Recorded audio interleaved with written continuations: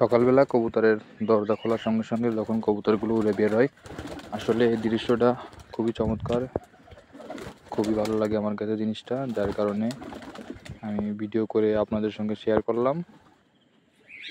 মাশাআল্লাহ, আমার কবুতরগুলো আল্লাহর রহমতে সবগুলো কবুতর খুবই ভালো ডিম বাচ্চা করে। আমার কখনোই কবুতরগুলো ফ্রি থাকে না, অল টাইম হয় ডিম নেয় বাচ্চা নিয়ে থাকে ওরা।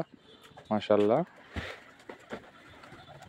বিভিন্ন রঙের কবুতর এখানে, ওদের খাবার দেবো, যার কারণে সবাই এখন চলে আসতেছে খাবার খাওয়ার জন্য। এখানে রং বেরঙের অনেক সুন্দর সুন্দর কবুতর আছে, যেগুলো আমার খুবই পছন্দ এবং আমি পছন্দ করে কালারগুলো রেখে দিছি। আমার মোট 10 জোড়া কবুতর আছে এখানে, সবগুলো ডিম বাচ্চা করে।